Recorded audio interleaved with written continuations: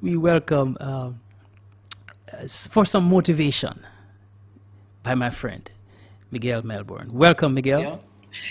Erwin, Irie, good evening to you. How you feeling today? I am quite well, my friend. Quite well, giving thanks and praise and recognizing that life is for living. We must do so in a responsible manner. I mean, we just came out of a lockdown here for this past weekend, so you can imagine that it's like an emancipated feeling one gets when one can play a road, but at the same token, though, responsibly. Most certainly. And, my next guest, one of the reasons I'm so excited to introduce him and for the diaspora to hear a little bit about his story, but also what he's doing, is because he's been able to bring back a sense of community, right? And I think it's one of the things that has been lost over the last year. So good evening again to all our distinguished listeners wherever in the world you are tuning in from. This week on Melbourne Motivation, my guest is a person I'm honored to call a friend and brother. He's making waves in his community. His name is Mr. Andrew Bennett. And so as we wait for him to come on, I'll tell you a little bit about Andrew. Andrew Bennett, more affectionately known as Drew by his loved ones, is the founder and CEO of goodcobikeclub, LLC, founded in June 2020 during the height of a global pandemic and social justice unrest within the country. Drew created Good Co to provide a safe space for people of color in New York City by way of cycling. And through this platform, he hopes to enhance the overall wellness amongst the inner city community of color, support local Black and minority-owned businesses, and promote safety and inclusivity every step of the way. Outside of Good Co, Drew's a lead education administrator at the City University of New York Guttman Community College. He's also a member of Kappa Alpha Psi Fraternity Incorporated. And so I'm excited for Drew to tell us a little bit more of how he got started, the work he's doing within the community. And so we are still waiting for Drew. Drew, are you on? I think we're waiting for him to be signed on, Miguel. So let us talk a little bit more probably about him till he gets on. Yeah, most certainly. And so this is an incredible brother, and I've known him for quite some time. And there's always that saying that don't wait until it's too late to give people their roses. And he's a young man that grew up in the inner city and has figured out how to turn his passion, how to turn his hobby into a business. And so one of the things I find incredible about what he has done is the time in which he did it. And so for the pandemic has caused many people to be scared, to be fearful, to not pursue their goals and their dreams, to stay inside. And Drew has managed to find a way to bring people together. And that's incredible. And not only is it, just for young folks, it's for everybody. And so I'm so excited for Drew to tap in and just to be able to tell us a little bit more. Mr. Andrew Bennett, welcome to Melbourne Motivation. How are you feeling? I'm amazing. What's going on? I love that answer. That's the Drew I know. All right. And so, Drew, I want to tell you as well, one of the reasons I wanted to bring you on is because I do think you are a role model for so many young boys and girls that are growing up in the inner city. And, one of my favorite quotes come from Gandhi. It says, be the change you wish to see in the world. Mm-hmm. And if I were to think of leaders, I would think of you as a leader that's making amazing waves in the community. I appreciate that, brother. Thank you. Most certainly. So what I want to do, I want you to take us back a little bit. All right. Take us back to your childhood. You were raised in Brownsville, Brooklyn, in a Jamaican household. How did that impact the way you saw the world growing up as a young boy and ultimately shape the man you are today? Indeed. You said take us back. I thought we was going back to college for a second, man. Greatest time of my life. Indeed. But no, I'm from Brooklyn, Brownsville, New York. And for those of you who are not from Brooklyn, Brownsville is stereotypically known as maybe one of the more rougher parts. It's still one of the more underserved communities in Brooklyn. So that's definitely shaped a lot of who I am. Always wanting to give back, wanting to help those around me. I have my bachelor's degree in social work, and that's no doubt related to my upbringing and being helped by people like that too, who poured into me. And then I therefore want to pour into others. I grew up in a single household. Took my mom, who's my rock, Jamaican woman, came here, wanted to make a better life for her children, and she did just that. So yeah, just always having to work hard, grinding, working multiple jobs, three jobs, 3 or 4 jobs. Even this isn't my 9 to 5 good code, but always grinding and want to give back. Most certainly. I could make the statement that nobody loves their mom more than a Caribbean man. It's true. But in that vein, talk to us a little bit about your role as a college education administrator. What does it mean to you now to be able to help shape the next generation of young leaders, helping them to design their future? Indeed, and I just kind of alluded to that, but got to give a quick shout out to my mentor, your mentor, Chris Fernando, who was one of the first men I met on, the first man actually I met on college, and probably the second most influential African-American man in my life growing up. I met him at 18, and again, he just poured a lot into my life. And from day one, just anything you need, I got it for you. And I could tell countless times that I've been in his office 8 p.m., 9 p.m. Meanwhile, Chris got a family to go home to, but he never, ever said no or turned us down for an opportunity to connect and his mentor and pour back. So unbeknownst to that really what made me decide to be a higher ed major when I got my master's in education at Indiana University, so I could kind of embody what Chris poured into me and again pour into the young men that I've been able to mentor over the last decade of being in higher ed. Now, most certainly, and as you bring up Chris, an absolute legend, and has been a champion for so many students over the years. So massive shout out to Suni Albany and Chris Fernando. In that vein, right now you have been able to do something extraordinary and extremely necessary in my view. And that is bringing people together during a time when national policy is to stay away from each other. Tell us about Good Company Bike Club. What is it? Why did you start it? And what are some of the perks of being a member? Nice. Thank you for that introduction. So Good Co Bike Club was founded during the pandemic, during the height of social unrest. My first ride that we did was right after the murder of George Floyd. And people were just antsy. We needed something to do. It's locked up in the crib, I don't know if y'all can see me now, but I like to work out, I try to stay in shape and everything like that. And gyms are closed. And I just wanted a way to see my friends, see outside, safely social distance. And I've been a biker my whole life. And as I've been biking, I was like, you know what, I could probably get a little bike ride together. And I didn't wake up and say, I want to start this bike club, but it was literally something that kind of birthed itself. So I put a post on social media, who wants to do a bike ride tomorrow, mask up, meet me at Brooklyn Museum. And, I planned a tour, did some sightseeing, grabbed some street food. And it was just like a blast. It was the first time I saw people all 2020, And it kind of birthed itself Drew, we got to do this again. It's really therapeutic. It's helping my body. It's helping me stay in shape. I get to see new people. I get to meet new people. As an adult, it's hard to meet friends. Most people either meet to date or it's been your friends from day one. So just meeting new friends as an adult, brand new experience with people. Did the second ride, and then I was like, what? I think I'm on to something. Made the social media page, and Good Co really birthed itself. And it's called Good Co because we lead with the people, and we happen to be on bikes, but it's about the company you keep, being around like-minded individuals, young working professionals, people of color, who all happen to love cycling. And that it birthed itself, as I mentioned, and we've been riding since May 27th. We do multiple rides a week.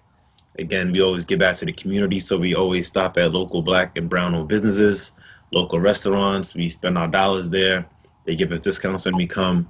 We give back to the community, around the McDonald house, giving away bikes, and it's birthed itself. Membership and everything is available on the website, goodcobikeclub.com. Good Co Bike Club on Instagram. Everything is Good Co. Good Co Bike Club. I've been able to lock that down everywhere. So you can find us on all platforms. And if you look outside, you see anybody biking, big groups in Brooklyn, more than likely it's Good Co riding down the street. That's a fantastic story, and I want you to take us back to the Juneteenth ride last year, which I had a pleasure to be on. How many people were on that ride? And June is coming up. Is that something you guys are looking to replicate? Oh, absolutely. Good Code was amazing, man. And I got to shout out my e-board because I know a lot of people talk about Drew, but it's not just Drew. I mean, I happen to be some of the face because I've been the biker that, bikes a lot, and I'm the founder of the club. But my e-board, Sherry Brown, who went to high school together, Millie Lewis, and Marv Marcel, who hold it down for me in an amazing way. So it was Sherry and Millie who we kind of came up with idea together, and them using their professional contacts and what they do in their professional world to help bring Good Code together. And Marv does a lot of all of our creatives that you see. And we put the event together in like 7 days. And we got in contact with the Brooklyn Borough President's Office, Eric Adams, who's been an amazing champion and supporter of Good Code. And, we got on Channel 11 News that morning. And I'm like, all right, we sent the RSVP out. We probably have like 200 people. We showed up, man, and like 1,500 people were there, man. It was amazing. 1,500, and like people were just joining the ride. And we called it the Freedom Ride because the thing about cycling is probably one of the most freeing experiences that you could do as a human being. Unless you're skydiving, you can't fly yet. So riding a bike, a motorcycle along those lines are probably the most freeing things that you could do. So on Juneteenth, which is the emancipation of slavery, the real emancipation of slavery in America for African Americans, now it's a federal holiday. We do the Freedom Ride to just be free and be our authentic Black selves. And we did that last year on Juneteenth, and it's definitely something we're doing again. It's a Saturday this year. We're working on some partnerships. It's going to be dope. I can't spill anything yet, but it should be some nice partnerships. So make sure you're there. Make sure you get a bike. And if you don't have a bike, you can absolutely use City Bike as well. But we'll be leaving from Brooklyn Museum. We'll head out towards Coney Island and come back and end at Fort Greene Park. That is more than likely the route. Don't quote me, but June 19th is definitely going down. Man, it was incredible to see. You're talking 1,500 people, right? And so to be a part of Good Code, do you have to be an expert cyclist? Do you have to know how to ride 30 miles? Is it just for young people? Is it just for people in Brooklyn? Give us some more context. Good question. So obviously, cycling is at the core of everything that we do. But no, you do not need to be an expert cyclist. One thing that's very unique about Good Code, what we pride ourselves on, is that one, if you Google the word cyclist, right, you're gonna see a white man. They'll probably be a little older. You probably got to go to page 3, 4, 5 before you start seeing people of color who are cycling. I remember biking in college and people were clowning me like, "Oh, you don't got your license, you don't got a car, that's why you on a bike."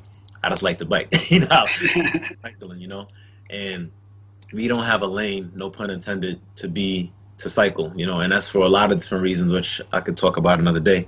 But so with Good Code, we've been able to, mobilize people of color who love cycling and create this lane for us to be our authentic selves and express our joy around cycling. So I say all that to say, all you really need is to be good company, no pun intended. Show up with a smile, show up, with a bike, and be ready to cycle. Obviously, it is a physical component of biking and cycling, but we let people know what you're going to expect before you show up. So we have our easy rides where we're going on a stroll, a lot of stops, a lot of sightseeing. We have our social rides. That's just all about fun, like the Bike Fete, which was amazing last year. But we have some more intense rides where you may ride out to New Jersey, and it's like, don't show up if you're not ready to ride 60 to 100 miles, So we let you know what you're getting into, but I can promise you that everybody who shows up is going to be around good company, and you'll enjoy the experience and you'll enjoy the people that you're around. So that's really all you need. Miguel, Fantastic. Miguel, as I listen, Andrew, quite inspiring story. I know that your mother is fundamental in the things that you do, and all that stamina you're getting is from all that dumpling and ackee and saltfish and callaloo that you ate. But listen, there are opportunities, because when you consider the birthplace of your mom here in Jamaica, and even the Caribbean, there are opportunities to form some significant partnership here. And one of the things I know that in Jamaica, a bike club that one Dennis Chung is very much involved in, they started a unique relationship with the Jamaica Tourist Board, where they were now cycling to various tourist spots, as another means of elevating the tourism product. So I could see when that time is open, where the freedom to travel once again, that you could be taking down some folks down to Jamaica, because you know you have awesome sites down here. Like that. I like that. All right, so opportunity. So reach out to the Jamaica Tourist Board. They might like the idea. You write that down. All right. Good company and JTB. Yes. Yes. Yeah, man. Absolutely. No, I appreciate that. And Drew, in that vein of partnerships, right? You've been able to make some significant partnerships so more. And as Erwin just pointed out, you know, it's limitless how far you can take this. Has there been anything that surprised you along the way in terms of how people have really logged on to Good Co and really have felt and participated? Has there anything that surprised you about how people have received it so far? Indeed. So before I talk about the surprise, I do want to shout out some of those partners that you mentioned, like Schwinn Bikes, who major bike company in the United States who signed with us. We believe in the vision. And some of our local partners in Brooklyn as well, like 333 Lounge, For Purpose, Drip BK, all Black owned, Fulton Bike Shops, minority owned. And again, when we stop at these places, we're bringing back, because a lot of our favorite restaurants have actually shut down during the pandemic. And that's what we don't want to see. So we've been able to use our dollars, and fortunately, a lot of us are still able to work and support the community. And what's been surprising, honestly, is just how embracing everybody's been. It's been an amazing response, and I'm just forever grateful and thankful for that.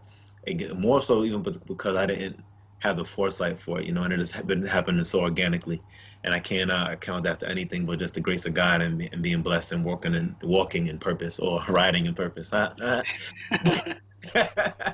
what I mean? But that's all been great. I will say one thing that has surprised me is how political biking is.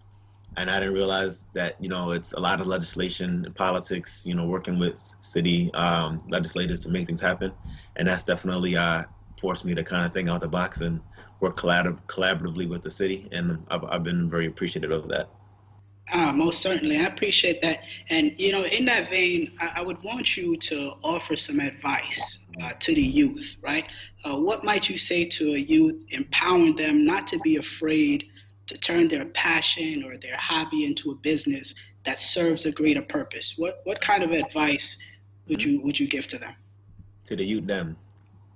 That's all the accent I got for you. No, if I'm gonna shift the question a little bit, man, and I would definitely talk more so to parents. And I think that I grew up, you grew up, you got to be a doctor, a lawyer, maybe a teacher. We didn't really have the ability to kind of venture out and do different things, or be a nurse. And I love my mom for her upbringing and her pushing, but she pushed me to do like a very 9-to-5 job, and work multiple jobs, and I didn't really have the freedom to maybe, start a bike club or work in marketing, work in communication, start my own business. I didn't think we got the entrepreneurial push, and it was, we got to go to high school, get good grades, go to college. And that is not the way of 2021, I do believe in having a plan, right? And I do believe in, always moving forward, but, maybe take a gap year, figure out what you want to do. I'm totally okay with that. And I work at a college now, and I found myself, a little hypocritical because I push my students to, what's your major? Wait, a major next year. What are you doing after you graduate? But at the same time, it's quite all right to not follow the path of what we think is traditional. Like, you don't have to go to college at 18. You don't have to be a traditional A student. And there's plenty of majors out there and plenty of professions. So let your kids learn and let them have a little bit of freedom. Be on their butt, I believe in that. But at the same time, don't believe that it's doctor, lawyer, nurse. That's not the only professions out there. To the youth, I will say, get experience. So one, find a mentor in various fields. Find somebody who's been through the path. Ask them those questions. What did you have to do to get here? What's your salary? Are you happy? Do you love what you do? Do you wake up every morning hating your job, or do you love your job? Internships, and try something different. I believe in that 100%. Most people who are my age have definitely made multiple career switches, and you're not going to know what you want to do at age 15, 16. You may think you may be one of the 1-2% that do follow through with that path, but it's okay to make mistakes and try something different. Fantastic.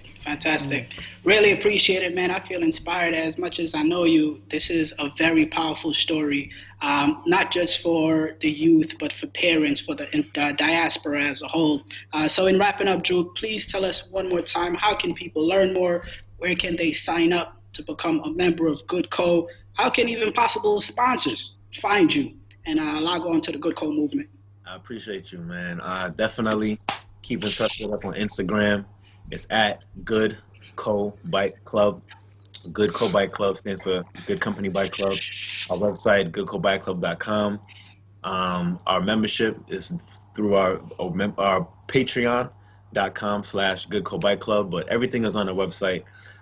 We check our emails regularly. info@goodcobikeclub.com, drew@goodcobikeclub.com. And just feel free to reach out.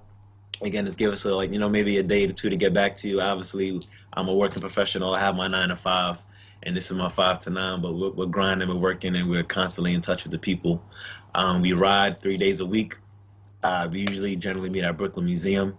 So just check our Instagram page, grab a bike, and join the movement. Fantastic, Drew. Yo, big thanks again for coming out to Melbourne Motivation, man. And we'll catch you out there on the streets, man. Riding. Absolutely, appreciate you, man. So Drew, you're gonna handicap this guy, like let him start like the day ahead of this, right? Like today, have him start yesterday. Hey, Aaron, when he's talking 30, 40, 50 miles, I'm gonna need 2 days. I hear you. That's light work. Yeah. But good work, Drew. Good work. We really appreciate you, man, and keep on doing what you're doing. You are indeed a beacon. And stay safe. Thank you, brother. Wonderful. Indeed. So, Erwin. Yeah, man. Absolutely pleasure to connect every week. Yes, but I just hold on. I start riding. I have a bike down here, but boy, this bike, I forget a different bike. This bike is heavy, and I need a lighter bike. I'm probably like an engine on the side just in case. Hey, I'm gonna need an engine too. I like that. Yeah, man. But this was good, and I think it's opportunistic here because there are situations that I know that this could really enlighten and bring aboard youngsters who probably are disenfranchised, and I think the counseling that he gives to is just powerful. It's awesome. Absolutely. Awesome. Yeah, man. Absolutely. Okay, sir. So another motivation for the records, and of course a good one. And share with our community once again what you're all about and what we can keep track of what you're doing and some of the things that we should be available to us. Most certainly, IRI listeners, follow Melbourne Motivation on Facebook, on Instagram. You will be able to tap in, know who's up next. But my personal and professional goals is to help students be prepared for college. And so I want you to visit pathwaytopurposenyc.com. You'll be able to use the code IRIE, IRIE, for a discount when purchasing our new Innovation College Study flashcards. And so until next time, continue to live with big energy, and looking forward to next week. All the best, and go do some exercise in preparation for your cycling, my friend. And in fact, we should be encouraging all those guys over there, Irie Jam, to get a bike, like Bobby, Janice, and Prezi, and RG, and all those guys, and have them handicapped with you. Like start the day before, so you have company. I'm on looking for company. Hey, listen, I appreciate that. All right, thank you very much. So, hey, Melbourne Motivation, thank you very much. I am motivated. All the best, my friends. Please stay.